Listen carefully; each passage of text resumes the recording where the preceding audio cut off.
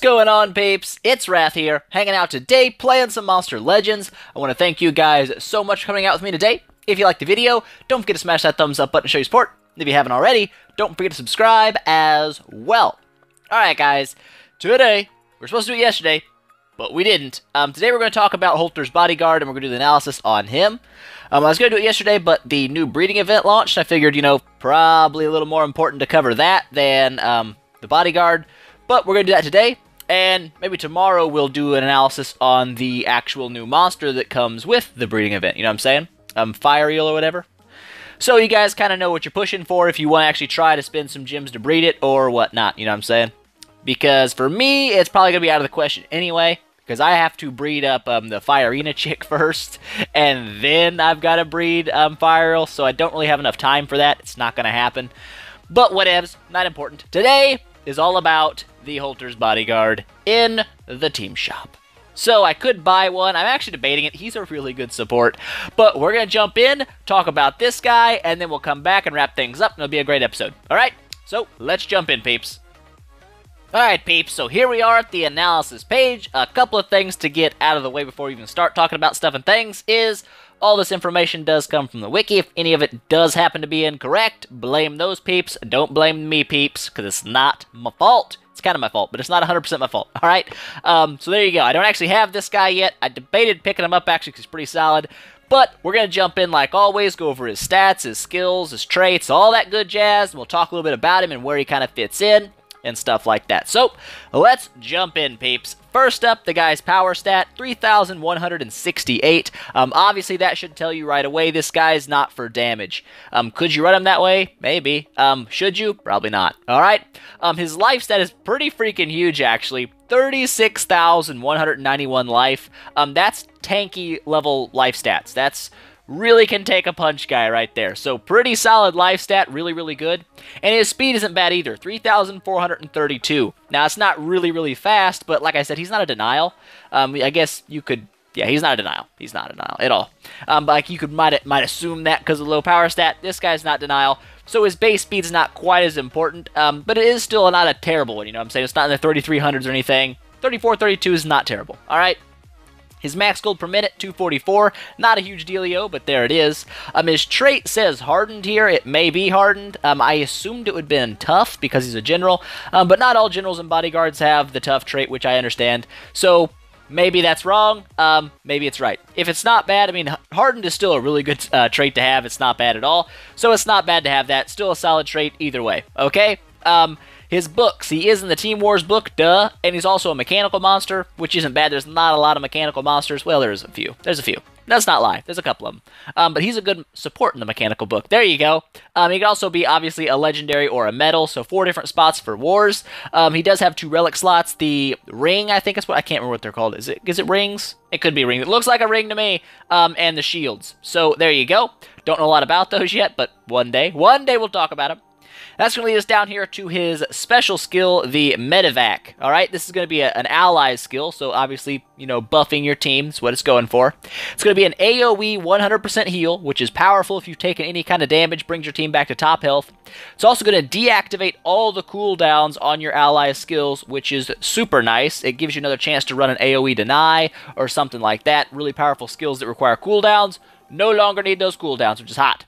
And it's going to give you a 50% shield to top all of that off. So even if you're at 100% health already and the heal doesn't help you, you're still going to get a 50% shield and all your cooldowns deactivated. So really solid special, very supporting special skill. Very supporting.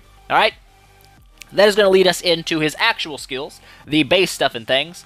The first one here, flash damage. Flash damage. I don't know. It's a 40 power AoE with a 1-turn cooldown, which isn't bad, which maybe, you know, you could run him damage dealer. Not really. The base power stat's pretty low. I mean, I know most of your strength comes from runes anyways, but this guy's, the majority of his skills don't do damage, okay? So he's not a damage dealer. Alright, anyways, with that out of the way, this is not only a 40 power AoE, metal-based damage, it's also going to, it's going to remove all the positive status effects from the enemy team, which is always nice, and on top of that, it's going to apply reverse healing to the enemy team as well. Reverse healing is not like negate healing, it's completely reversing the heal. So if it's an 8,000 life heal, it's now 8,000 points of damage. So a really solid skill there, great against nature monsters, obviously. But it really helps counter a lot of support monsters, because anyone that has a heal, if you have that on their team, that heal's actually going to kill them off. And then if this guy gets possessed, some of his other skills that do AoE heals are actually going to damage the enemy team if you get this off first. So, pretty solid skill, one you're definitely going to want to take. Very, very solid skill there. Moving over, we've got High Ground. This is just an AoE for your allies. It's a 50% shield, which is great, and it also applies Precision to all your allies. Now, Precision's a pretty underrated buff. It's really, really good. Okay, Precision's fantastic. I love getting Precision because it means you're not ever going to miss unless you're blinded or something. So really, really solid. Not to mention, 50% shield's good on its face, but you get Precision also. Really nice. Okay, really nice. Moving over, we have the All-Terrain Restorer. This is going to be a massive heal. It's a 60% AoE heal to your team. It's on a 2-turn cooldown, which means it can be used pretty often for what it is. It only costs 16 stamina. So really, really big heal here. Absolutely amazing. That's great. 60% heal to your entire team is really powerful. All right, moving down, we've got the All-Terrain Protector. This is going to heal all your allies by 40% while also removing all negative status effects from them. So that's not only good because it's got a heal. If you're fighting someone like a Learning who drops that burning poison stam leakage crap on you, this guy can not only peel all that off, he'll also heal you back up for any life you did lose. So really solid support skill there as well. Even if you don't need the heal, being able to strip negative effects from your team is hugely important, especially with this guy having the Harden trait. It means he's likely to dodge certain status effects that your other team doesn't. So really solid there, another really good skill you're going to want to take. Moving over, we've got the Covered Barrage. This is a 35 power metal-based AoE. It's going to heal him by 40%. I didn't know if I wanted to keep this in there. I mean, it's one of those maybe skills. The self-heal is always nice, but with this guy having such a high base life already, the odds of him needing a self-heal before the team needs an AoE heal is pretty low. So, one of those things, little extra damage if you're wanting a little damage on him, but I don't know, it's one of those iffy ones. Alright, moving over this last one here, we got the Advantageous Position. This is going to be a 50% shield to a single ally and also removing all negative stacks from that ally. So not bad, it's kind of a single target version of High Ground, except for it actually removes the negative effects from that guy. So he does have another single target skill, it's 50% heal. That's not bad. I didn't really put it on here, didn't have room. But like I said, this guy's got a ton of really good skills, and it kind of depends on where you want yours to run at. You know what I'm saying? If you're going for the AoE heals, this guy's got you covered. He has the ability to do single target heals, single target shields, AoE shields.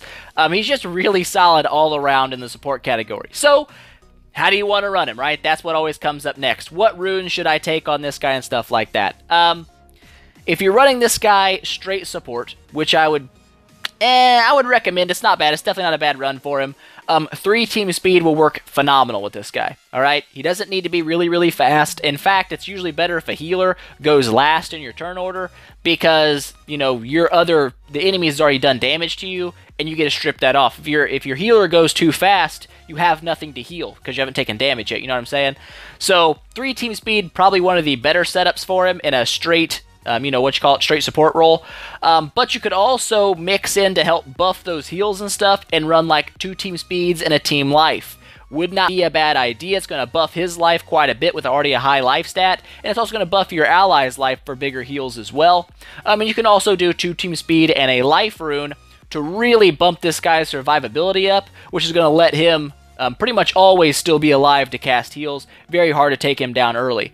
So kind of up to you what you want to run on the runes there. I wouldn't really recommend strength runes with this guy. He doesn't have enough damaging skills. Almost all of his skills have 0 damage. So no strength runes here at all. No stamina runes. No need for them. Just pretty much team speeds and team life or life is all you're going to want on this guy. Alright, that's my recommendation. Okay, so there you go, guys. That's the analysis. Let's go ahead and jump back and finish things off here.